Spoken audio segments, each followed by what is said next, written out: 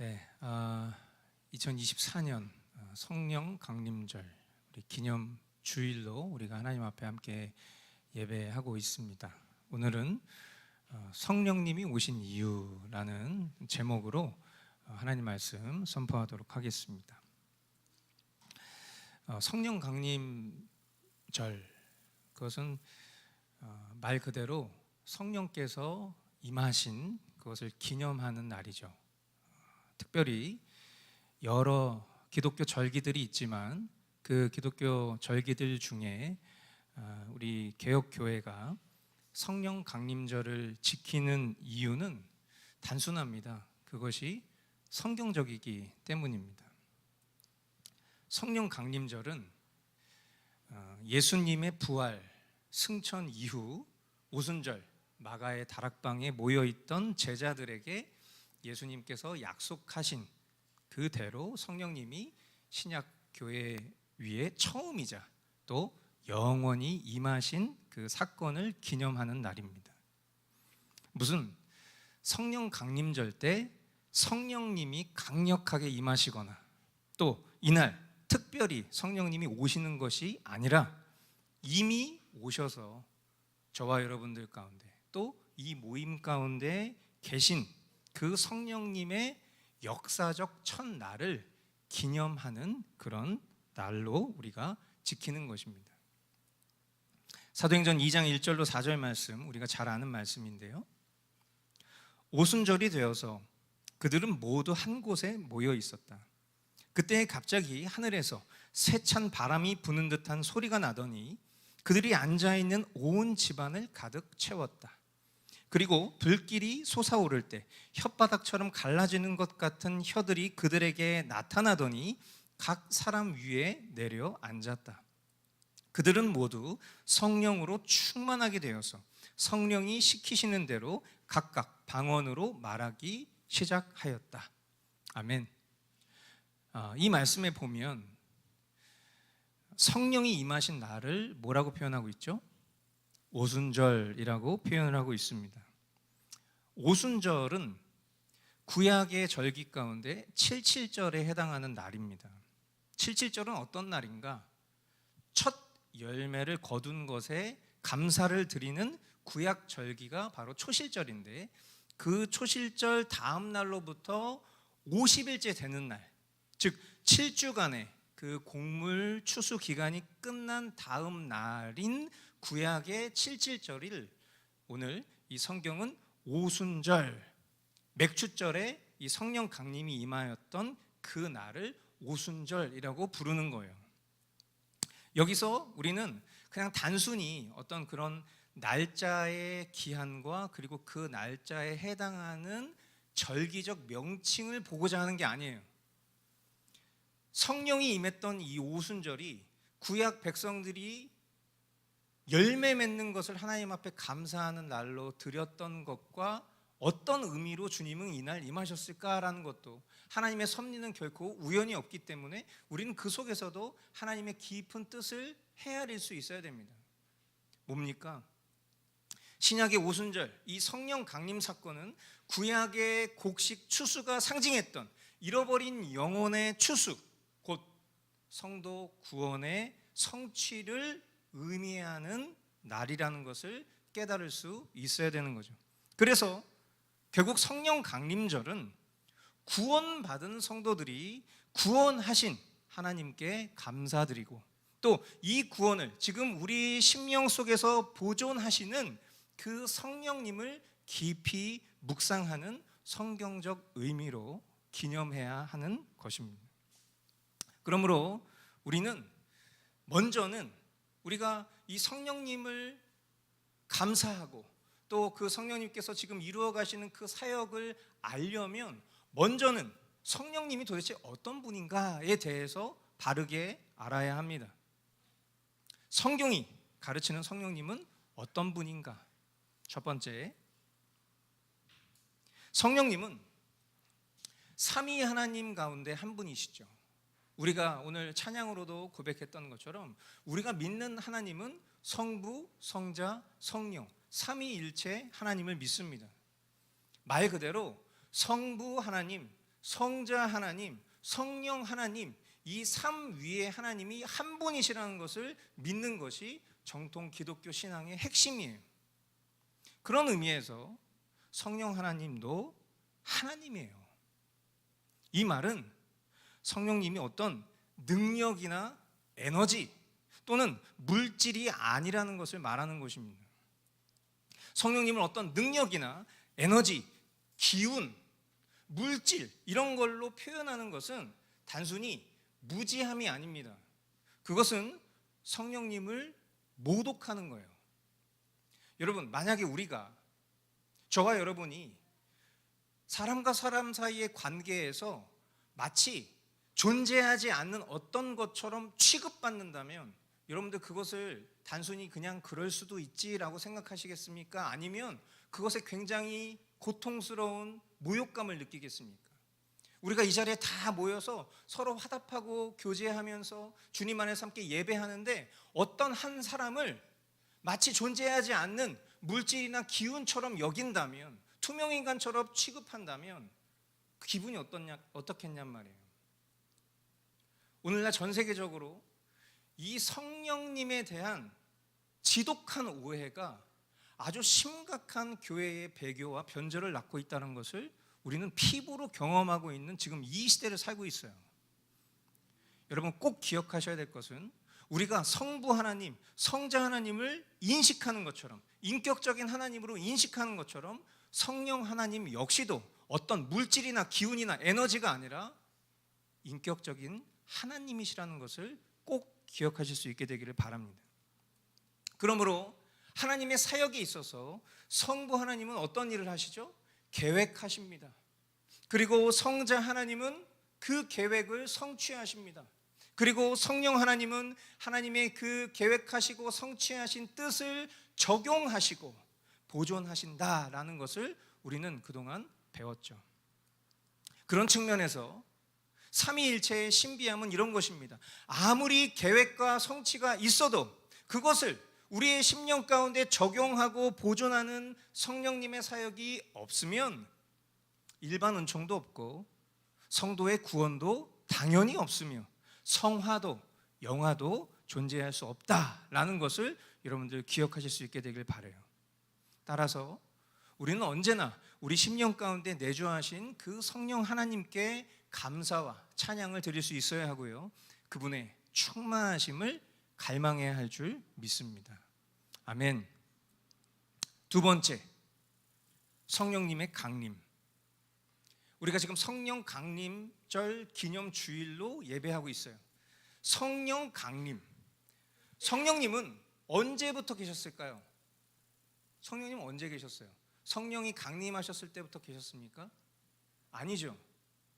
삼위일체 하나님은 영원 전부터 함께 계셨습니다. 성부, 성자, 성령, 그 삼위 하나님은 우리가 그 신비한 위격을 이해할 수 없기 때문에 마치 세 사람이 한 사람인 것처럼 마치 이렇게 인식할 수 있지만 그게 아니에요.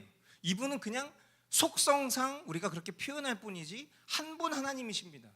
그러므로 뗄래야 뗄 수 없어요. 어느 날 갑자기 어떤 분이 나중에 생기고 어떤 한 분이 나중에 합류하고 그런 게 아니라 이 삼위 하나님은 처음부터 한 분이셨던 하나님이라는 것을 기억해야 돼요. 구약시대에는 이 성령 하나님을 성경에 보면 하나님의 영, 여호와의 신 이런 식의 표현으로 사용했죠. 그래서 때마다 하나님의 사람들에게 임하셨다라는 것은 하나님께서 어떤 심령을 주도적으로 이끄실 때, 하나님의 어떤 사역을 하실 때 그 심령 가운데 성령을 보내셔서 하나님의 영이 충만케 되는, 하나님 여호와의 신이 충만케 되는 것으로 말미암아서 하나님이 전하시고자 하는 메시지를 그 임한 그 사람의 입술을 통해서 전하시는 그 일에 성령님이 일하신 거죠. 그리고 하나님의 뜻을 이룰 수 있도록 충만케 되는 역사로 일하신 거예요. 그러니까 구약은 우리가 보는 것처럼 이 성령님이 지금 우리가 믿고 있는 이 신약을 통해서 완성된 계시를 통해서 일하고 계시는 성령님의 사역과는 사뭇 다르게 출입하셨던 것을 봅니다. 그러니까 제가 이런 성령님에 대해서 이야기할 때 자주 언급했던 것처럼 다윗이 주님 내게서 떠나지 마시옵소서 라고 고백했었던 것은 성령의 충만함을 경험했었던, 이 성령의 충만은 나의 어떤 정신통일이나 노력으로 이루어지는 것이 아니라 외부적인 자극으로, 즉 성령님이 임하셨던 그것을 경험한 하나님의 사람이 이 성령님이 떠나신 것을 깨닫게 되었을 때 갈급함과 사모함을 간구할 수밖에 없었던 고백, 대표적인 고백이죠. 그러니까 성령님은 이와 같은 출입의 역사를 구약 가운데는 이루셨지만, 그러나 신약 시대에는 이 성령님을 뭐라고 부르죠? 보혜사, 또 아버지의 성령, 아들의 영, 진리의 영, 이런 표현들을 통해서 단회적이 아니라 구원받은 성도들에게 영속적, 이게 무슨 말이에요? 왔다 갔다 하시는 분이 아니라 구원받은 자들 심령 가운데에는 이미 그 존재가 인식하든 인식하지 못하던 이미 하나님께서는 내주하시는 성령으로 함께 하고 계시고, 그리고 그 성령님은 어떤 목표와 사역을 이루신 후에 떠나시는 것이 아니라 영원토록 우리의 심령 가운데 함께 하신다는 그 약속을 이루고 계신다는 것을 우리는 확인해요. 결국 이 성령님의 강림으로 말미암아 사도들은 성령님의 도우심을 통해 담대히 복음을 전할 수 있는 능력을 얻게 된 것이고요. 그리고 더 나아가 그 결과로 인해 이 땅에 무엇이 세워지게 됩니까? 바로 교회가 세워지게 된 거예요. 그러니까 사람들이 뭔가 되게 열심히 하고 뭔가 의기투합해서 뜻을 모아서 교회가 생긴 게 아니라 이 교회가 세워진 것 자체가 이미 그 하나님의 사람들 심령 가운데 영속적으로 임하신 그 성령님의 역사 때문에 교회도 세워지게 되었다는 것을 우리는 기억해야 하는 것이죠. 앞서도 전했던 것처럼 성령님의 역사는 하나님의 거룩하신 뜻, 하나님의 거룩하신 뜻이 뭡니까? 그것은 결국 잃어버린 영혼들의 회개와 구원이죠. 즉 열매의 추수와 연결되는 것을 오늘날 교회를 통해서 우리는 확인하고 있는 것입니다. 그러므로 성령님의 강림은 단순히 우리 개인 한 사람의 어떤 충만하심을 위해서가 아니라 하나님의 이 거대하시고 원대하신 뜻을 이루시는 주체로 이 땅 가운데 임하셨다라는 것을 여러분들은 확인할 수 있는 것이죠. 세 번째, 성령님의 사역입니다. 자, 그렇다면 성경이 기록하고 있는 성령님의 구체적인 사역의 실제가 무엇일까? 먼저는 구원받게 하십니다.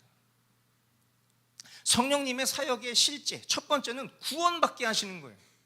사람이 예수님을 믿어서 하나님의 자녀가 되는 것은 그 사람의 선택이나 노력이 아니라 성령님이 하신 사역의 결과라는 것을 여러분 아셔야 돼요. 내가 언제 예수님을 믿었습니다 라고 표현하는 것은 물론 무지함 속에서 고백할 수는 있겠으나 저와 여러분들은 저는 언제 예수님을 믿었습니다라고 고백해서는 안 됩니다. 왜? 내가 예수님을 선택하고 믿은 게 아니라 내주하시는 성령님의 감동 때문에 예수님을 믿기로 결정한 것이 되기 때문이에요. 성령님은 사람에게 믿음을 주셔서 은혜의 본체가 되신 그 예수님을 구주로 영접하게 하시고, 그리고 그 사람의 구원이 일평생 지속될 수 있도록 무엇이 되신다고 말씀하냐면 보증이 되신다, 담보가 되신다라고 성경은 기록하고 있어요. 그러니까 우리가 누군가를 대신해서 보증을 선다, 누군가를 대신해서 담보를 맡긴다, 이런 표현을 쓸 때 그것이 내가 그 사람을 위해서 개런티하는 거잖아요. 마찬가지입니다. 성령님이 내 구원의 보증이 되어주신다, 담보가 되어주신다라고 성경은 이야기를 하고 있어요. 그러니까 오늘날 성령님을 무슨 무당 굿하듯이 그냥 뭐 귀신이 마듯이 이렇게 말하는 게 얼마나 무지한 사역의 행태인지를 우리는 성경을 봐야 돼.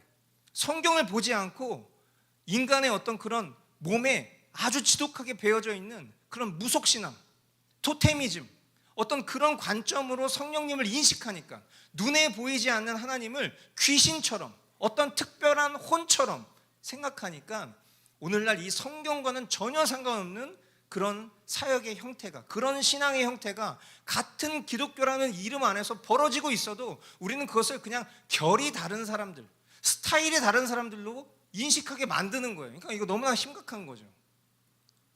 여러분, 우리의 신앙의 중심은 나의 어떤 기호나 아니면 다른 내가 존경할 만한 사람이 취하고 있는 행태를 따라가는 일이 되어서는 안 돼요.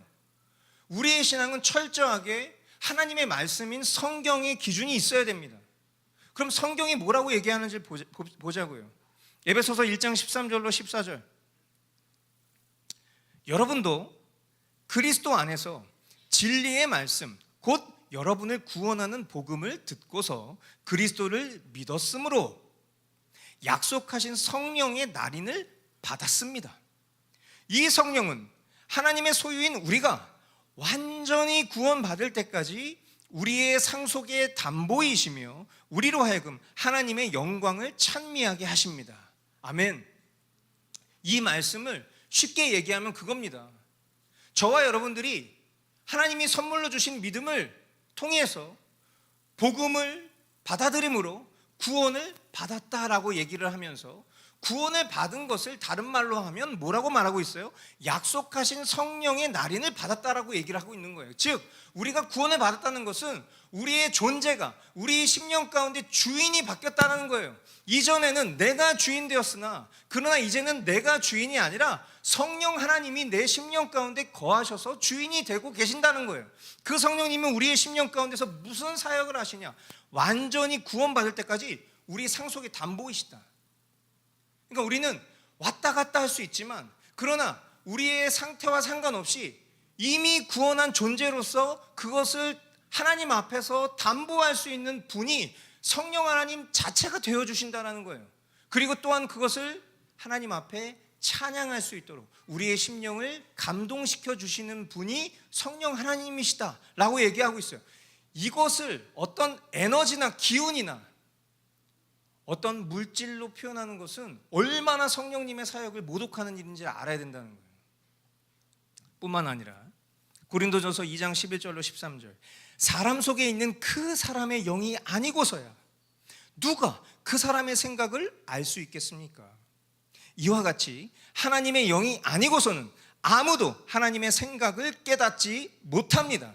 우리는 세상의 영을 받은 것이 아니라 하나님에게서 오신 영을 받았습니다. 그것은 하나님께서 우리에게 은혜로 주신 선물들을 우리로 하여금 깨달아 알게 하시려는 것입니다. 우리가 이 선물들을 말하되 사람의 지혜에서 배운 말로 하지 아니하고 성령께서 가르쳐 주시는 말로 합니다. 다시 말하면 신령한 것을 가지고 신령한 것을 설명하는 것입니다. 아멘. 여러분 주변에 만약에 이렇게 얘기하는 사람, 성령님이 제게 말씀하십니다, 하나님이 제게 말씀하십니다, 이렇게 말하는 사람 혹시 있다면 여러분 일단 조심하셔야 돼요. 저와 여러분들이 우리 안에 살아 역사하시는 성령님을 느낄 수 있습니까? 없습니까? 느낄 수 있어요. 왜? 인격적인 하나님이 내 안에 내주하시는데 어떻게 성령 하나님을 느낄 수 없겠냔 말이에요. 만약에 여러분이 성령님을 느끼려고 노력해야 느끼거나 아니면 느껴지지도 않는데 느끼는 것처럼 말하면 여러분 이렇게 생각하시면 돼요. 그 사람은 구원받지 못한 사람이에요. 제가 조금 과격하게 말씀드릴지 모르겠지만 내가 뭔가 성령님을 느끼려고 노력해야 느끼거나 아니면 느껴지지도 않는데 느끼는 것처럼 한다면 오히려 내가 구원받지 못한 사람이구나라는 것을 깨달을 수 있어야 돼요. 그런데 많은 사람들이 성령님을 에너지처럼 생각하니까 느끼려고 노력해요. 그러니까 그 어떤 입신의 지경에 다다르려고 막 누군가가 어떤 신령한 말로 막 뭔가를 하면서 성령님을 느끼려고 하는 것처럼 보이니까 나도 막 따라하니까 랄랄랄랄랄라 막 이렇게 하는 거예요. 그렇게 하면 뭔가 느껴지는 것 같으니까, 뭔가 사람이 초자연적인 능력을 경험하고 싶은 것 같이 생각하니까. 근데 여러분, 저의 에너지가 느껴지십니까? 느껴지시죠? 우린 지금 한 공간에서 제가 하나님의 말씀을 전하고 있는 이 시점에서 막 땀을 흘리고 제수처를 하면서 여러분에게 설교를 하고 있는 이 에너지가 느껴지시잖아요. 여러분이 느끼려고 노력하시지 않아도 느껴지는 거예요. 왜? 실존하니까. 근데 여러분, 성령님이 인격적인 분이시에요. 그 인격적인 성령님이 우리 심령 가운데 살아 계세요. 근데 우리가 느끼려고 노력해야 됩니까? 느껴지지 않으면, 구원의 보증이 되신다고 했는데 느껴지지 않으면 그 말은 구원받지 못한 거예요. 여러분, 지금 내가 구원받지 못한 성도라고 생각해도 괜찮습니다. 왜? 하나님 지금 우리에게 구원의 문을 열고 계세요. 하나님의 구원의 때는 내가 만들어내는 것이 아니라 하나님이 역사하시는 순간인 거예요. 여러분, 우리가 오랜 세월 신자로, 교인으로 교회 다녔다고 해서 그 사람이 구원받은 성도를 보장한다는 거 아니라는 거 우리 배웠잖아요. 이제껏 내가 한 모든 행위가 종교의 행위를 할지라도 오늘 이 자리에서 성령께서 내 심령 가운데 구원의 보증이 되심을 아멘할 수 있다면 그것이 감사한 일 아닙니까? 그런데 왜 위장 구원으로 성령님을 인식하냔 말이에요. 성령님은 내가 노력해서 느껴질 수 있는 분이 아닙니다. 가만히 있어도 역사하시는 분이에요. 그러나 때로는 우리의 육체의 소욕이 그 하나님의 뜻을 거슬러서 마치 우리가 한 집에 살아도 서로 사이가 좋지 않으면 방문을 걸어 닫고 서로 아는 척도 안 하고 교제하지 않을 때에 서로 인식하지 못하는 것처럼 우리가 그렇게 성령을 모독하고 그리고 성령이 소멸된 것처럼 살아가는 순간도 있는 거예요. 그러나 성령으로 충만할 때는 우리가 그것을 어떤 에너지처럼 느끼려 하는 것이 아니라 살아계신 인격적인 하나님과 교통하듯이 우리는 성령님을 경험할 수 있어요. 그 성령님의 생각을 알 수 있어요. 그러나 그것으로 다가 아니에요. 지금 뭐라고 얘기하고 있습니까? 그 성령님은 내 안에 내주하셔서 내 생각과 마음을 주장하시지만 우리는 때로는 그것이 하나님의 뜻인지 아니면 내가 바라고 추구하는 내 생각인지를 분별할 수가 없어요. 그래서 하나님 우리에게 뭘 주셨습니까? 하나님의 말씀을 주셨어요. 내 안의 감동이 나의 어떤 바람과 원함인지 내 그냥 착각인지 이것을 분별할 수 있도록 성경을 주셨어요. 그래서 그 성경을 통해서 내주하시는 그 성령의 감동이 실제인지를 확인할 수 있는 객관적 진리를 주신 것이고 그 객관적 진리가 맞구나 라는 것을 확인할 수 있는 주관적 체험으로 성령의 감동도 주시는 거예요. 이 두 가지는 동전입니다. 뗄래야 뗄 수 없는 거예요. 그러나 오늘날 직통계시 하나님 나에게 말씀하십니다. 형제님을 보니까 형제님이 19살 때 이렇게 될 겁니다. 27살 때 이렇게 될 겁니다. 성령님이 지금 제게 말씀하세요. 이렇게 말하는 사람들이 과연 하나님의 사람이라고 말할 수 있나? 여러분 꼭 기억하셔야 돼요. 그런 사람들은 그런 경우도 있고 아닌 경우도 있고가 아니에요. 성령님은 그렇게 일하시지 않아요. 즉 그 사람은 구원받지 못한 사람이에요. 목사의 탈을 썼으나 선지자의 탈을 썼으나 그 사람은 구원받은 사람이 아닙니다. 이것은 제가 정죄하고 판단하는 게 아니에요. 성경의 말씀을 통해서 확인시키는 거예요. 여러분 하나님의 영이 지배하지 않는 사람이 어찌 그런 무당짓거리를 할 수 있겠냔 말이에요. 하나님의 사람은 그럴 수가 없어요. 도리어 자신의 문제는 하나님과의 관계 속에서 해결하십시오라고 얘기하겠죠. 제 삶이 뭔가 묶인 것 같아요. 그런 표현 많이 쓰죠. 그런 사람들이 쓰는 표현들이 있어요. 제 삶이 뭔가에 매인 것 같아요. 묶인 것 같아요. 뭔가가 풀어져야 될 것 같아요. 어떤 계시의 영이 임해서 인권과 물권과 영권이 회복돼야 될 것 같아요. 뭔가 이런 식의 표현들을 쓰는 사람들, 그건 그냥 기독교의 탈을 쓴 무속신앙일 뿐이에요. 아직도 여전히 그게 어떤 우리 기독교 신앙의 다른 모양인 것처럼 여러분 생각하신다면 죄송한 얘기지만 그것이 성령을 모독하는 거예요. 성령님은 그런 분이 아니에요. 성령님은 우리 안에 여러분 한 사람 한 사람 심령 가운데 다 살아 역사하시는 분이에요. 여러분 만약에 여러분이 신앙생활 하면서 어떤 이야기가 있어요. 여러분의 삶에 어떤 문제가 있어요. 그런데 그 문제를 저에게 신방을 요청한 거예요.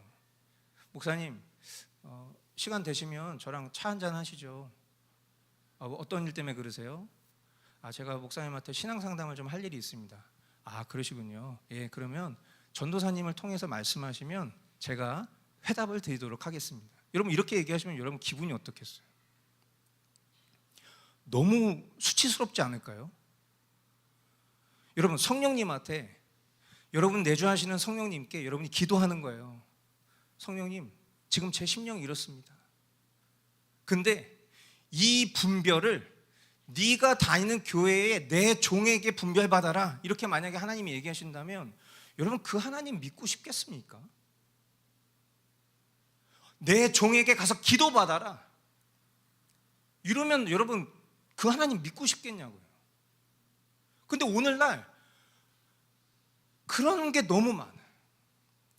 여러분 유튜브 보시면 깜짝 놀랄 거예요. 지금 한국 사회나 미국 사회나 전 세계적으로 이 신사도의 열풍이 정말 말로 형용할 수 없을 만큼 거기에 빠져 사는 너무나 많은 사람들이 있어요. 근데 그 사람들을 우리가 신도라고 말하기가 좀 어려워. 열매를 보아서 압니다. 그러나 그 열매가 맺혀지는 데까지는 시간이 걸려요. 그래서 우리는 그 과정 속에서 분별하기가 어렵습니다. 그러나 확실한 것, 과정 속에서도 성경적이지 않은 말과 행동이 있다면 우리는 그것을 포용하려고 하는 것이 아니라 일단은 그것을 멀리해야 돼요. 포용하려고 하는 것이 능사인 것처럼 생각하는 것은 착각입니다. 여러분 우린 존재적인 죄인이에요. 신령한 것을 가지고 신령한 것을 설명하는 것, 이 말이 뭡니까? 제가 말씀드린 것처럼 객관적인 진리인 성경과 주관적인 체험인 성령님의 역사가 함께 이루어지지 않으면 우리는 결코 바른 성령론을 우리의 심령 가운데 정립할 수 없어요. 성령님이 하시는 첫 번째 사역은 구원받게 하는 거라고 말씀드렸습니다. 그리고 구원받은 성도들에게 두 번째 어떤 일을 하시는가? 이렇게 구원하신 신자들에게 힘과 도움을 주십니다. 그러니까 여기서 아마 성령론에 또한 착각이 등장한 것 같아요. 그러니까 성령님께서 도우신다, 성령님께서 힘을 주신다 이렇게 얘기할 때 여러분 나보다 훨씬 강한 존재가 내 안에 실제하셔서 이분의 도움을 직접적으로 받는 것이 얼마나 좋은 일이에요. 우리는 어떤 후견인이라든지 아니면 든든한 어떤 백을 되게 좋아하잖아요. 그런데 인간의 죄된 실존은 특징이 있죠. 뭡니까? 다 내가 하고 싶은 거예요. 내가. 그러니까 성령님의 직접적인 도움이 필요한 게 아니라 성령님의 능력만 필요한 거예요. 그러니까 성령님을 힘이나 에너지, 기운이나 물질처럼 인식하게 되는 것도 어쩌면 이런 죄성이 해결되지 않은 채 오늘날 그런 신학과 그런 신앙이 우리의 삶 가운데 빠져들게 한 거죠. 하나님이 필요한 게 아니라 하나님의 능력만 필요하니까. 그러나 성령님이 구원의 주체가 되셨다면 우리의 삶을 일으키시고 보존하시고 힘 주시는 것도 내가 하는 게 아니라 성령님, 하나님이 하신다는 것을 우리는 알아야 됩니다. 영원토록 담보가 되시고 결코 떠나시지 않는 날인으로 우리의 심령 가운데 힘 주시고 도우시는 거예요. 그리고 성령으로 거듭난 심령이 거듭남의 열매를 맺을 수 있도록 우리의 생각과 마음 가운데 감동을 주십니다. 그리고 계시하십니다. 계시가 뭐예요? 자꾸 뭐 이렇게 그쪽 동네 사람들 또 막 계시의 영이 임하여서 막 이렇게 얘기하는데 계시의 영이 임한 건 맞아요. 성령님은 계시의 영이시니까. 그러나 그 계시의 영이 갑자기 내가 뭔가 신비한 능력을 입었을 때 그때 갑자기 뭔가 에너지가 더해지는 것처럼 계시의 영이 임해서 지금 제 영안이 열렸고 막 이렇게 표현하는데 그게 아니에요. 성령님 자체가 계시의 영이에요. 말씀하신다는 거예요. 말씀. 계시가 뭐예요? 말씀하는 거예요. 밝히 드러내는 거예요. 말씀으로. 그러니까 우리가 영적으로 우둔하다면 뭐예요? 내 영이 막힌 게 아니에요. 영적으로 우둔하다는 건 말씀 안 보고 사는 사람을 영적으로 우둔하다고 말하는 거예요. 여러분 우리의 삶이 늘 영적으로 충만하면 좋겠지만 우리는 지독히도 성경을 보기 싫어합니다. 그런 사람은 어떤 사람이에요? 영적으로 우둔한 사람. 그러나 그 영적으로 우둔한 사람이 깨어나는 건 뭡니까? 어떤 에너지가 임하는 게 아니에요. 성경을 보기로 하는 거예요. 성경을 보기로 한 감동을 누가 주시는 거예요? 성령님이 주시는 거예요. 이런 식으로 더 이상 이렇게 살면 안 되겠다. 내가 어떻게 기독교 신자라고 하면서 성경도 안 보고 살아. 더 이상 이렇게 살면 안 돼. 정신 똑바로 차리자. 자, 성경 봐야겠다.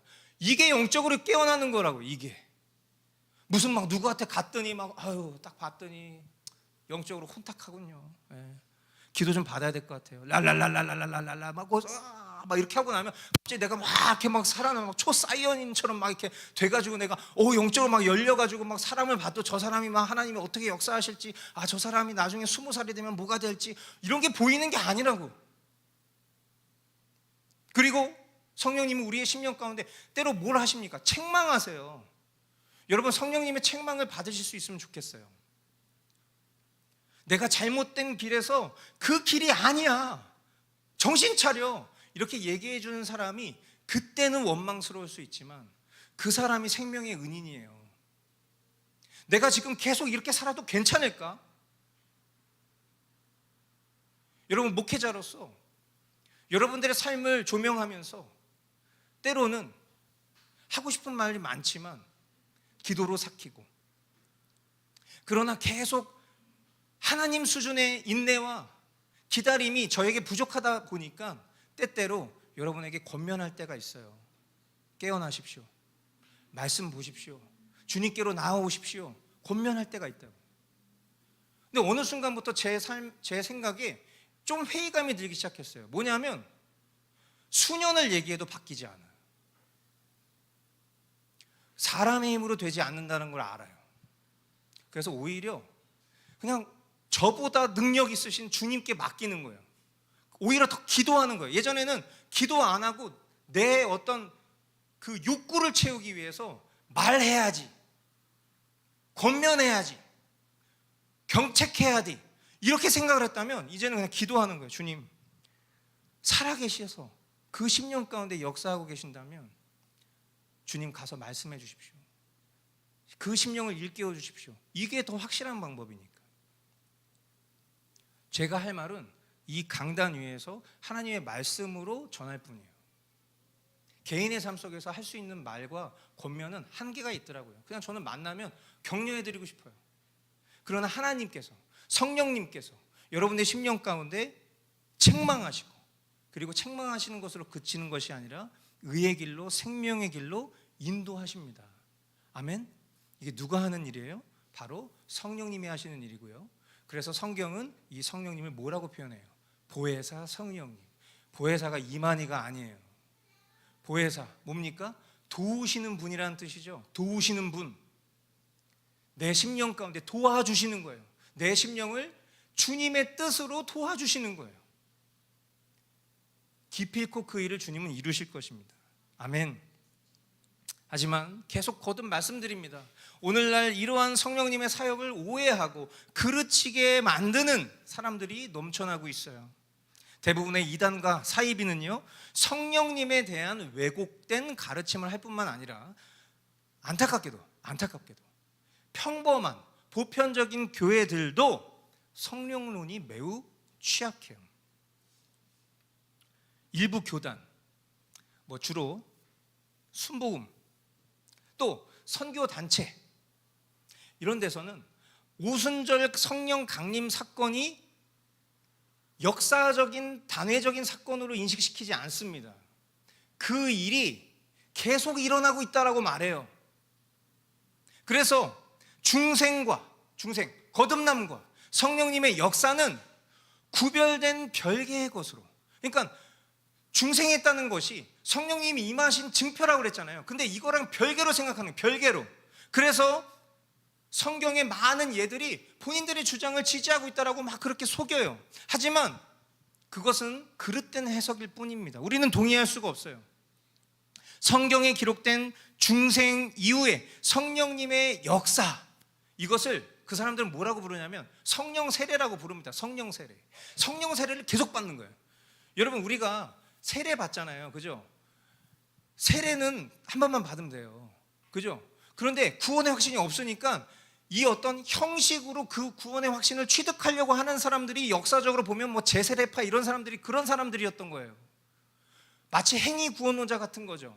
근데 오늘날에도 뭐 캐톨릭에서도 한 번 받고 교회에서도 한 번 받고 또 침례교 갔더니 거기서 가서 침례도 받고 막 이런 사람들이 있어요. 실제로 구원받은 사람은 그런 행동하지 않아요. 근데 마치 계속해서 성령 세례를 받는, 성령이 계속 임하는 거야. 성령이 나갔어.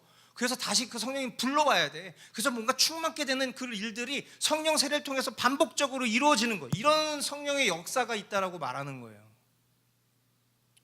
그러나 여러분, 성령이 강림하셨던 그 첫 번째 사건은 옛 시대와 구약과 새로운 시대, 신약의 과도기전 형상 속에서 약속하신 성령이 보편적인 교회에 임하신 상징적인 사건으로 하나님께서 보여주신 거예요. 그러므로 이것을 보편적인 오늘날 우리의 삶 속에서도 동일하게 이루어지는 반복적인 역사로 가르치게 되면은 우리는 신약 성경의 대부분을 부정할 수밖에 없게 돼요. 오히려 성령님의 역사는요, 여러분, 우리가 최근에 계속해서 마태복음 강해를 보고 있잖아요. 마태복음 강해에서 하나님의 뜻과 전혀 상관없는 것을 추구하는 사람들이 뭘 구했죠? 기적을 구했잖아요. 기적을. 그러나 기적을 베풀었지만 그들이 예수님을 메시아로 알아보던가요? 아니에요. 똑같습니다. 저는 이것이 같은 맥락이라고 생각해요. 성령님의 역사는 마치 예수님의 기적처럼 예수님을 더욱 바라보게 하고 일회적이 아닌 지속적이며 열매로 반드시 입증이 돼야만 해요. 그러므로 어떤 성령 체험을 계속해서 반복적으로 하려고 하는 거, 예수님의 기적을 구경하고 싶어 하는 거랑 똑같다는 걸 아셔야 돼요. 어디 성령님 계시지 않아요. 이미 저와 여러분들의 심령 가운데 있어요. 만약에 우리가 진정으로 구원받은 신도라면 어디 계신 게 아니라 우리 안에 있습니다. 여러분, 목사님의 기도가 특별히 영험하거나 영빨 있는 거 아닙니다.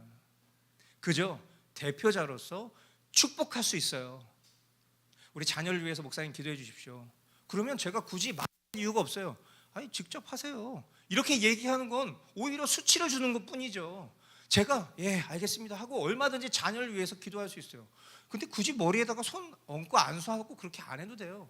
환부에 손 대지 않아도 돼요. 왜? 내가 예수님은 아니니까. 제가 지난번에 마태복음 강의할 때도 얘기했잖아요. 예수님이 그들에게 손을 얹으신 것은 예수님 안에 있는 어떤 에너지를 나눠주신 게 아니에요. 그들을 터치, 긍휼히 여겨주셨을 뿐이죠. 마치 뭔가 이렇게 했을 때 여기 있는 에너지가 막 이렇게 막 해가지고 확 이렇게 들어, 이게 아니라고. 제발 얼마든지 여러분 안에 실존하시는 하나님을 누리실 수 있습니다. 경험하실 수 있습니다. 그러나 서로를 위해서 축복할 수도 있습니다. 그래서 성경은 성령님이 이미 내주하신 이들을 향해 뭐라고 말씀하시냐면 성령을 구해라 이렇게 얘기하시지 않습니다. 뭘 말씀하세요? 성령 충만을 말씀하세요. 네 번째, 성령 충만입니다.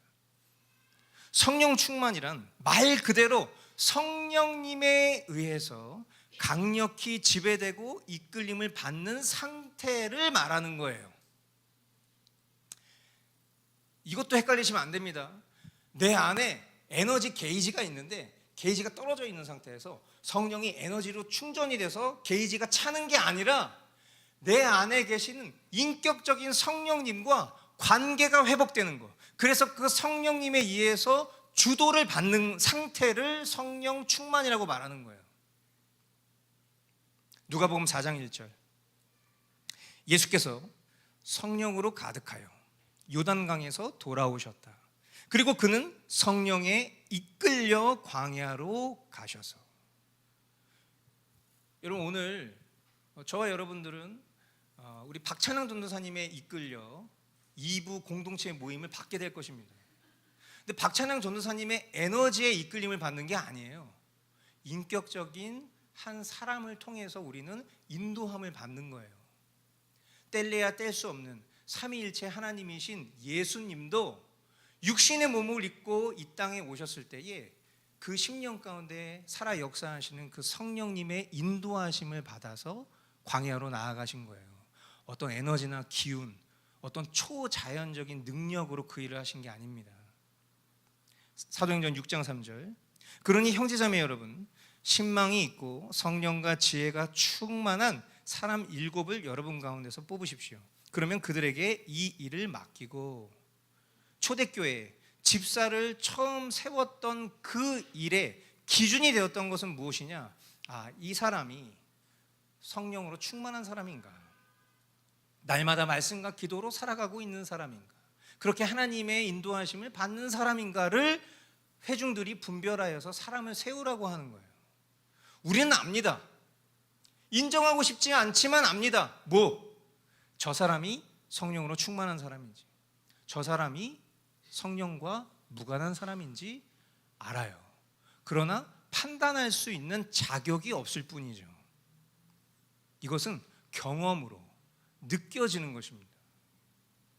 그러므로 우리가 먼저는 성령으로 충만한 사람으로 살기를 갈망해야 돼요.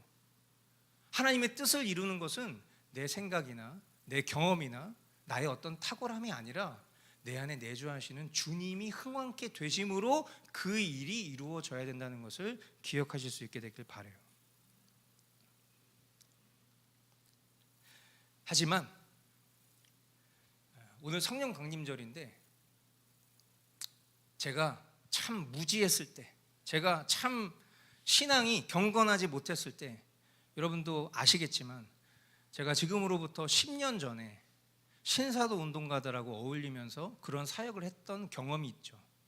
그때 저하고 함께 사역을 시작했던 어떤 한 사람이 지금 한국교회 전체를 뒤흔들고 있는 스캔들의 장본인이 됐어요. 열매라는 게 이렇게 보이는구나 라는 것을 지난 한 주간 보면서 저는 너무 놀랐습니다. 왜?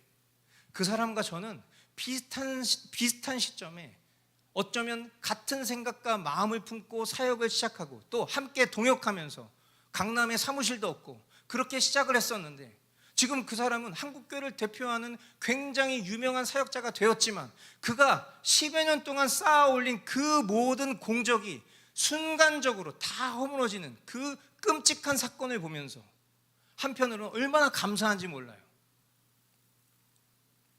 제가 왜 이런 말씀을 드리냐면, 한국교회를 제일 병들게 하는 것은 여러분 윤리 도덕적인 문제가 아니에요. 그것은 어떠함의 결과일 뿐입니다. 결국 이 문제는 이 원인에 있는 거예요. 원인. 근데 그 원인이 뭐냐? 성령에 대한 오해가 대부분이에요. 충만, 성령 충만. 여러분 충만이라는 이 단어를 보면 충만이라는 단어는 능동태가 아니에요. 수동태입니다. 즉 내가 노력하고 열심으로 거둘 수 있는 지점이 아니라는 거예요. 내가 성령으로 충만해야지 이렇게 되는 게 아니라 수동태, 이끌림을 받는 거예요. 성령께서 우리를 지배하셔야만 우리는 성령으로 충만해질 수가 있어요. 신약 성경은 우리에게 성령 충만의 두 가지 방법을 말합니다. 성경은 애매하게 말하고 있지 않아요. 명확하게 말합니다. 반복적으로 똑같은 결론을 낸다는 거예요.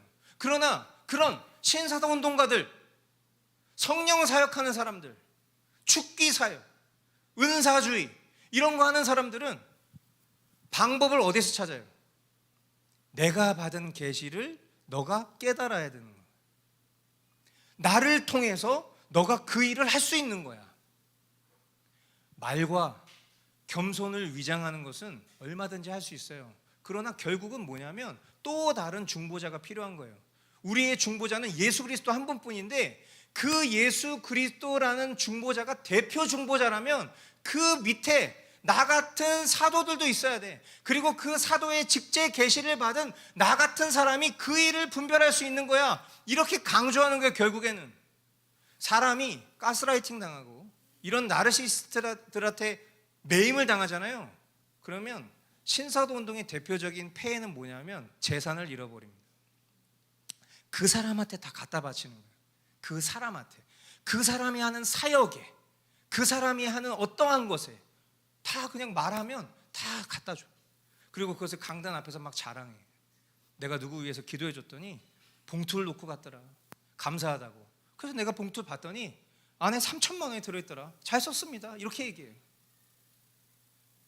하나님을 두려워하지 않는 거예요. 사역의 스타일이 아니라 그거는 하나님과 상관없는 일을 하고 있는 거예요. 여러분 꼭 인식하실 수 있게 되길 바라요. 이거 마지막 시대에 정말 엄청나게 위험한 배교의 순간들이에요. 성경은 복잡하게 말하고 있지 않아요. 성령으로 충만하게 받는 거, 누구에게 가서 기도받아서 에너지를 충전시키는 개념이 아니라 성경은 심플하게 얘기합니다. 우리가 너무나도 잘 아는 말씀이죠. 디모데전서 4장 5절 같이 함께 읽겠습니다. 시작. 모든 것은 하나님의 말씀과 기도로 거룩해집니다. 아멘. 여러분 제발 다른 길을 찾지 마세요.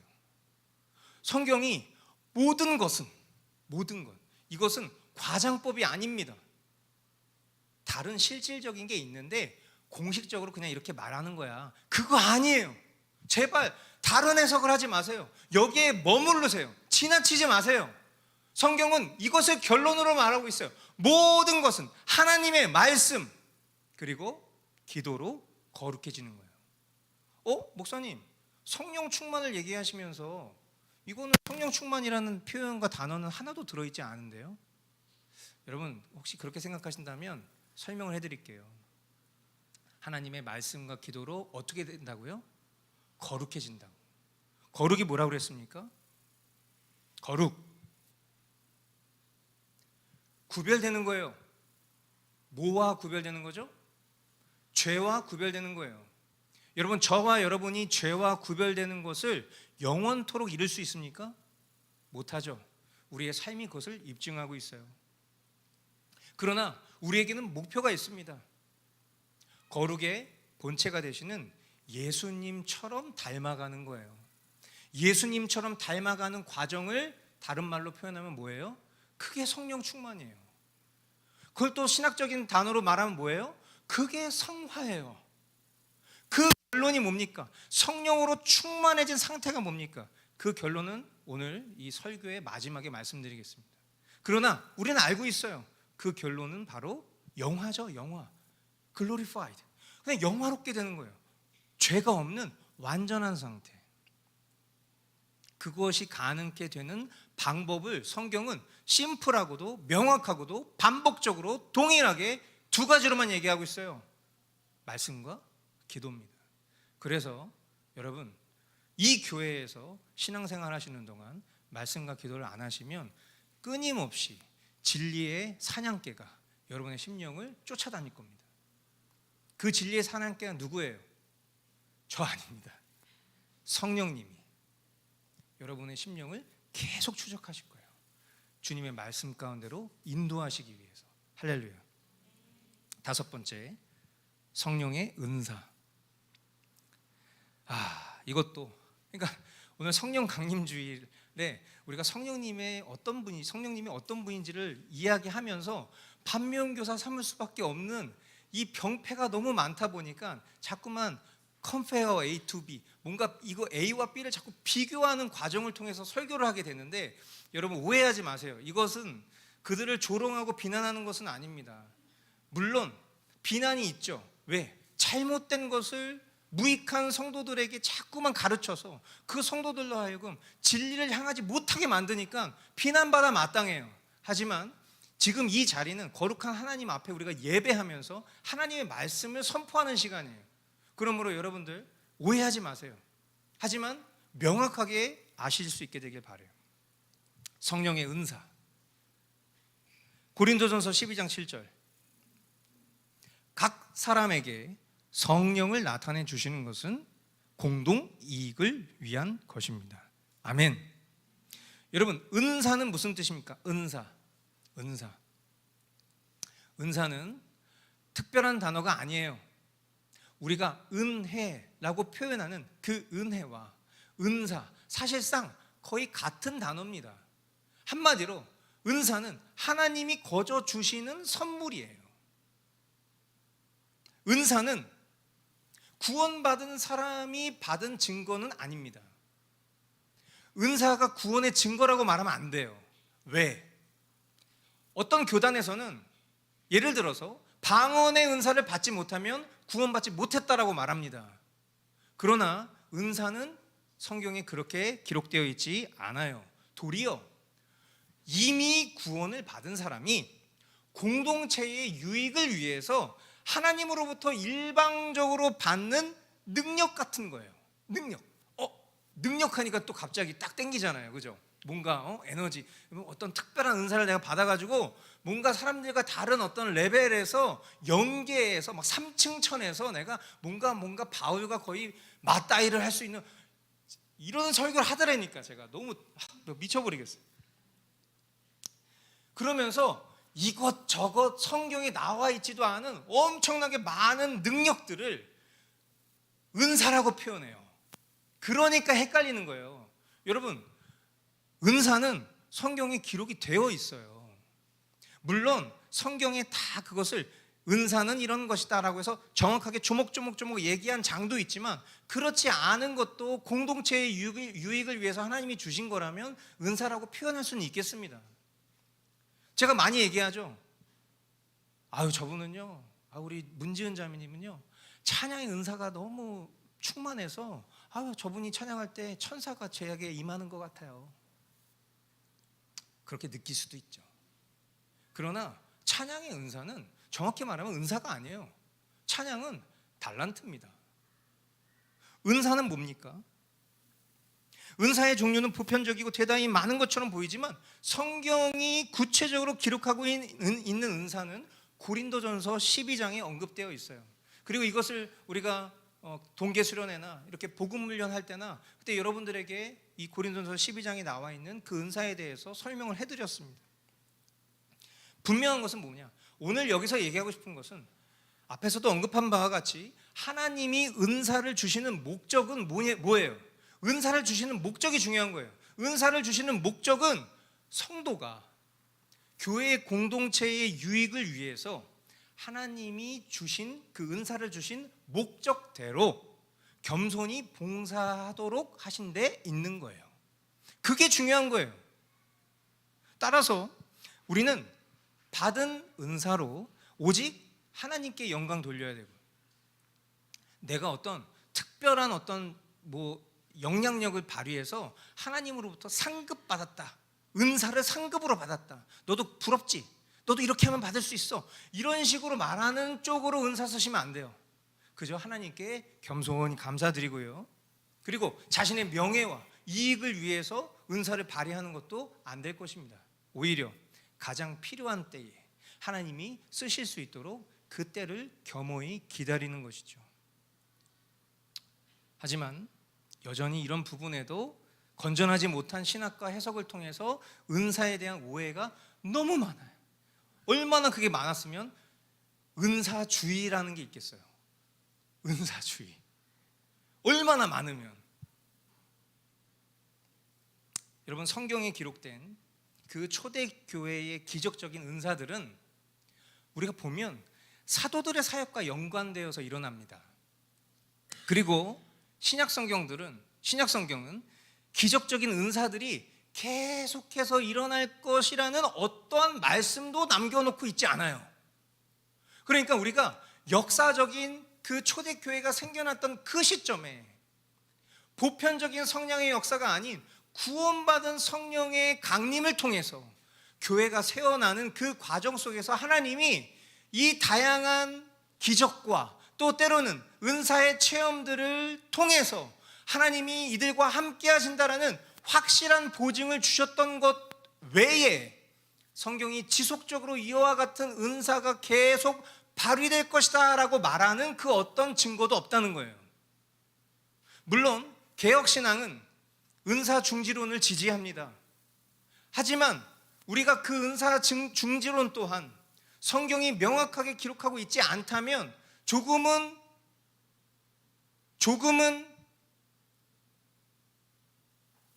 그 가능성을 열어둘 수도 있다고 생각해요. 그러나 반대로 성경이 계속된 은사의 발현을 말하고 있지 않는데 역사적으로 계속해서 일어나고 있는 어떤 은사의 발휘를 분별함 없이 증명함 없이 계속해서 은사가 이루어지고 있다라고 해석하는 것도 동일선상에서 위험하다고 봅니다. 그래서 오늘날 과거와 같이 은사가 빈번하게 일어날 것을 기대하면서 마치 예수님의 기적을 계속 구경하고 싶어하는 것처럼 내가 어떤 은사를 체험하는 그 현장에 머무르는 것을 기대하면서 하나님의 일반 은총을 무시하거나 기적을 보고 싶어하는 그 바리새파 사람들처럼 은사가 발휘되는 현장을 쫓아다니는 그런 것을 우리는 절대로 경건한 신앙이다, 건강한 신앙이다 말할 수가 그래서 없는 거예요.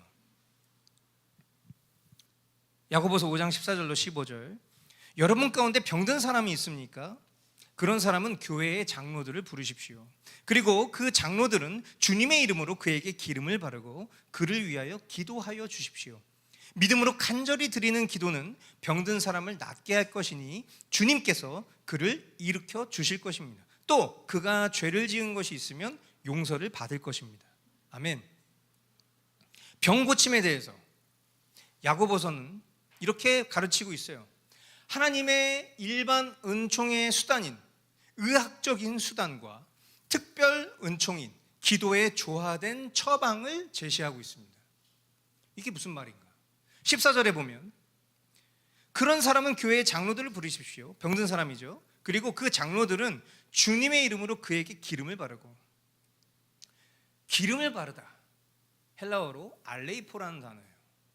기름을 바르다라는 것을 우리는 이렇게 생각합니다. 그러니까 오늘날 이 성경의 어떤 원어적인 근거나 그 단어가 쓰여지는 형태나 본 뜻을 알지 못하면 마치 신천지에 있는 사람들이 케루빔, 그룹을 영어 그룹으로 인식하는 거랑 똑같은 우매한 짓을 또 하고 있는 건데, 뭐냐면 기름을 발랐다고 하니까 진짜 기름을 팔아, 기름을 발라 진짜로. 여러분, 어떤 주술적인 의미나 상징적인 의미 없는 기름칠을 한 게 아니에요. 이 알레이포라는 단어는 적절한 조치로서 의료적 활동을 말하는 거예요. 그러니까 과거에 병든 환부를 낫게 할 때, 예를 들어서 우리가 연고를 바른다고 칩시다. 연고를 지금 우리는 연고라고 부르죠. 영어로 뭐 겔 이렇게 표현할 수도 있겠죠. 그러나 그때 당시에 병 나을 수 있는, 상처를 회복시킬 수 있는 그런 기름을 바르는 것, 기름을 바른다는 것을 대표적인 의미로 사용한 것일 뿐이지 사실은 의료적인 활동을 하는 거예요. 의료적인 활동. 그리고 그 의료적인 활동을 하면서 동시에 뭘 하는 겁니까? 병 낫기를 간구하는 기도를 하는 거예요. 일반 은총과 특별 은총을 함께 처방하는 겁니다. 지금 이 야고보서가. 아프면 어떻게 해야 돼요? 병원에 가야 돼요. 제발 부탁해요. 아프면 병원에 가세요. 그리고 치료를 받으십시오. 약을 드십시오. 다만 그것에만 의존하지 마세요.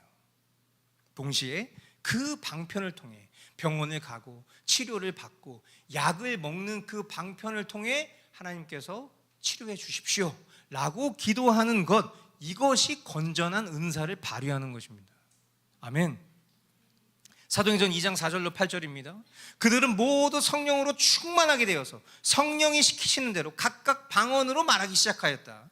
예루살렘에는 경건한 유대 사람이 세계 각국에서 와서 살고 있었다. 그런데 이런 말소리가 나니 많은 사람이 모여와서 각각 자기네 지방 말로 제자들이 말하는 것을 듣고서 어리둥절하였다. 그들은 놀라 신기하게 여기면서 말하였다. 자, 여기서부터 같이 읽어야 돼요. 시작. 보시오, 말하고 있는 이 사람들은 모두 갈릴리 사람이 아니요, 그런데 우리 모두가 저마다 태어난 지방의 말로 듣고 있으니 어찌된 일이요. 아멘. 방금 전까지 치료의 역사에 대해서, 은사에 대해서, 왜곡된 것에 대해서 말씀드렸다면, 방언에 대해서 얼마나 우리 이 기독교가 아직도 신비주의를 추구하고 있는지를 반증하기 위한 말씀입니다. 방언의 은사는 뭡니까? 창세기 11장에 그 바벨탑 사건으로 분열된 언어가 성령의 강림을 통해서 다시 회복됨을 상징하는 은사입니다. 그런데 그 은사는 알아들을 수 없는 또는 기이하고 불쾌한 소리가 아니에요. 제발 랄랄랄라, 할렐루야 할렐루야 할렐루야 할렐루야, 임마누엘 임마누엘 임마누엘 임마누엘, 겟세마네 겟세마네 겟세마네, 이거 한다고 방언 제조된다고 생각하시면 안 됩니다. 누구한테 가서 막 방언 받아서 나에게도 방언의 은사가 임했고 방언으로 7시간 기도했더니 마음이 너무 평안해지더라, 제발 그런 소리 하지 마세요. 왜? 성경은 그런 방언을 얘기하고 있지 않다니까. 같이 합독했잖아요. 뭐라고 말하고 있어요? 말하고 있는 이 사람들, 방언으로 말하고 있는 이 사람들은 모두 갈릴리 사람이 아니에요. 지금 갈릴리 지방 사람들인데, 이 사람들이 지금 이 말을 하고 있는 사람들 어떤 사람들이에요?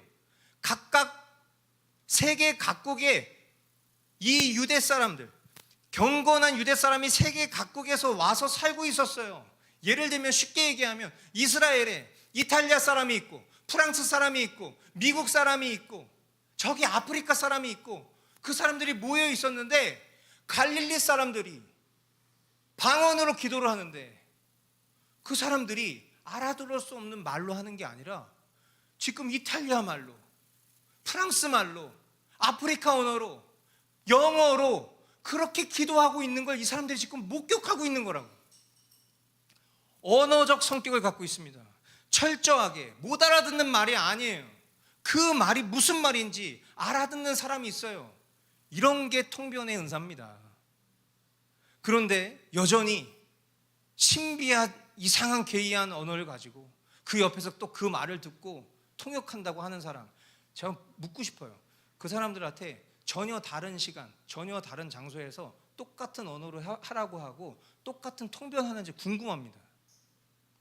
여러분, 이게 얼마나 성령님을 모독하는 일인지 아셔야 돼요. 여러분, 어디 가서 누가, 나도 알지 못하는 사람이에요, 나랑 대화 한번 섞은 적이 없어요. 근데 누가 어떤 사람이 나한테 다른 사람한테 가서 나 유가나 목사님이랑 되게 친해, 근데 그 사람이 너에 대해서 막 이렇게 얘기하더라. 나랑 한 번도 말 섞은 적이 없는데. 여러분, 이러면 제가 어떻겠습니까? 똑같은 거예요. 하나님 말씀하신 적이 없어. 근데 자기 혼자 신비함에 사로잡혀서 기이한 언어를 막 내뱉으면서 하나님 나에게 이렇게 말씀하시고 그게 평안하다? 여러분, 이것은 거듭난 사람으로서는 이럴 수가 없어요. 그러니까 어떤 이런 것에 계속 내가 한켠에 머물러 있으려고 하는 그 고약한 죄성도 우리가 하나님 앞에 내려놔야 돼요. 기도 오래 하는 게 능사 아닙니다. 기도 오래 하고 싶어서 방언하실 필요 없어요. 짧은 한마디의 언어라도 진실되게 내 언어로 고백하십시오. 그것이 신앙의 성숙이고 그것이 성령의 건강한 은사를 발휘하는 것입니다. 끝으로 6번째, 성령의 열매. 오늘은 우리가 2부 교리 예배가 없고 1부 예배로 주님 앞에 성령으로 충만한 예배로 나아가려고 하다 보니 설교가 다소 깁니다. 하지만 여러분들 지금처럼 잘 들어주셔서 감사드리고, 제가 하는 말이 아니라 주님이 주신 말씀으로 겸손히 받으실 수 있게 되길 바라요. 성령의 열매는요, 갑자기 어느 날 나의 상황과 상관없이 맺히는 게 아닙니다. 성령 충만의 결과입니다. 성령 충만 어떻게 하는 거라고 그랬죠? 말씀과 기도죠. 내가 말씀과 기도로 살면요, 여러분, 우리 삶에 어제와 오늘이 드라마틱하게 바뀔 것 같지만 그렇지 않아요. 제가 늘 말씀드리죠. 열심히 운동해도요, 1년에 골격근량 1kg 얻는 거 하늘의 별 따기입니다. 아주 미세하게 바뀌는 거예요. 아주 미세하게. 신앙의 성숙도 물론 우리의 삶 가운데 드라마틱하게 바뀌는 순간들도 있습니다. 그걸 부정하는 것은 아니에요. 근데 가끔 이런 분들이 있어요. 제가 말씀과 기도로 살아봐도요, 똑같아요. 그럼 저는 뭐라고 그러죠? 저랑 신방 해보신 분들은 아시잖아요. 그럼 저는 뭐라고 그래요? 만약에 그 말씀과 기도의 삶도 없었더라면 똑같지도 않았을 거라고 얘기해요. 살아보지 않으면 내가 얼마나 망가지고 있는지 모릅니다. 그러나 살아본 사람은 그 자리로 돌아가게 돼 있어요. 성령으로 충만한 삶을 경험하면 다윗처럼 제발 저를 떠나지 마십시오, 주님 앞에 울부짖을 수밖에 없죠. 성령으로 충만한 사람은, 그것이 거짓 충만이 아니라면 반드시 열매를 거둡니다. 그 열매는 성경은 이렇게 얘기하고 있어요. 갈라디아서 5장 22절로 23절 함께 읽겠습니다. 그러나 성령의 열매는 사랑과 기쁨과 화평과 인내와 친절과 선함과 신실과 온유와 절제입니다. 이런 것들을 막을 법이 없습니다. 막을 법이 없다. 쉽게 얘기하면 성령의 열매를 못 거두게 할 수도 없는 거예요. 성령의 열매를 내가 열심을 다해서 거둬야지라고 해서 되는 것도 아니고요. 내가 성령의 열매를 거두고 싶지 않다고 한다고 열매가 맺혀지지 않는 게 아니라는 거예요. 왜? 모든 것은 다 성령님이 하시는 거니까. 인격적으로 하시는 거니까. 어떻게 하나님을 막습니까? 충만한 자는 반드시 열매를 거둡니다. 근데 여기가 우리 주목해서 봐야 될 영어 성경에 보니까 이 성령의 열매를 뭐라고 표현하고 있냐? 후르츠가 아니라 후르, 단수로 쓰고 있어요. 이것은 성령의 열매가 하나 또는 부분적으로 나타나는 것이 아니라 전체가 상호 관련되어 균형 있게 나타나는 것을 말씀하는 거예요. 그러니까 이 성령의 열매, 9가지의 열매는 열매들로 우리의 삶 가운데 이렇게 저렇게 이것은 조금 부족하게, 이것은 이렇게 많이, 이렇게 열매 맺혀지는 것이 아니라 결국 이러한 삶이 우리의 삶 가운데 성화의 옷으로 고르게 나타나는 거예요. 내주하시는 성령님이 맺게 하시는 열매는 결국 우리의 목표가 되는 예수님을 상징하는 거죠. 제가 설교의 결론으로 아까 말씀드리겠다고 한 성령의 사역의 결론은 뭐냐? 오늘 설교의 제목이 뭡니까? 성령님이 오신 이유가 뭐냐? 그것은 바로 우리로 하여금 맏아들 대신 예수님처럼 되게 하시려는 것입니다. 저와 여러분이 예수님처럼 되는 거예요. 우리가 구원의 완성이 뭡니까? 예수님처럼 우리가 하나님 앞에 얼굴과 얼굴을 맞대는 거예요.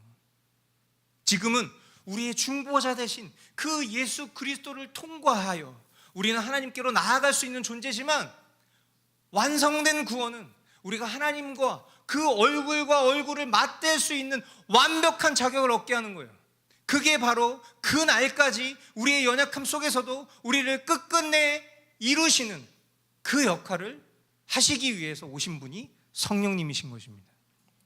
그러므로 로마서 8장 29절, 하나님께서는 미리 아신 사람들을 택하셔서 자기 아들의 형상과 같은 모습이 되도록 미리 정하셨으니 이것은 그 아들이 많은 형제 가운데서 맏아들이 되게 하시려는 것입니다. 아멘. 예수 그리스도, 그분의 형상을 닮아가기까지 연약한 우리의 심령을 견고하게 의의 길로 인도하시는 그 성령님이 오신 그날을 초대교회로부터 건전한 교회들은 지금까지 그 본뜻을 붙잡고 기념하고 있는 것입니다. 사랑하는 성도 여러분,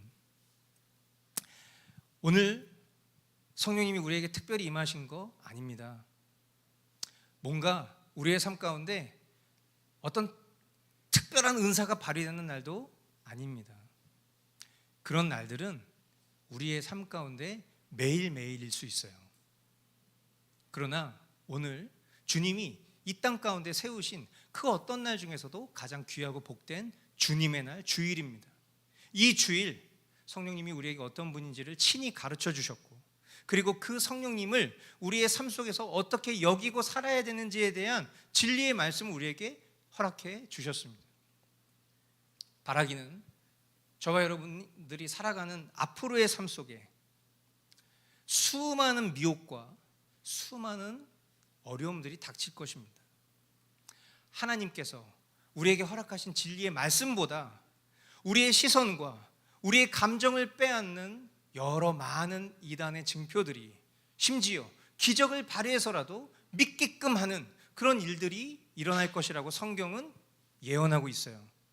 그러나 참된 진리를 붙잡는 사람들은 그런 것에 일비하지 않고 바른 말씀을 붙들며 하루하루를 우리 안에 내주하시는 성령님과 친밀한 교통을 하며 살아가게 될 것입니다. 그것이 우리의 삶의 아름다운 열매를 맺혀서 우리가 지금 보고 있는 이 성령의 열매처럼 우리의 삶 가운데 맺혀질 때에 많은 이들이 우리를 통해서 예수님을 보게 될 것입니다. 저와 여러분들이 신앙하면서 우리가 횟수를 넘어가면 넘어갈수록 어떻게 저 사람은 저렇게 오랫동안 교회를 다니고 신앙을 해도 바뀌지 않지? 이런 절망스러운 안타까운 소식을 듣는 것이 아니라 예전에는 이랬는데 어쩜 이렇게 하나님의 역사는 놀라우신지 그것을 저와 여러분들의 삶 속에서 목격하는 그런 우리 머스트교회 모든 교우들 될 수 있기를 주님의 이름으로 축복합니다.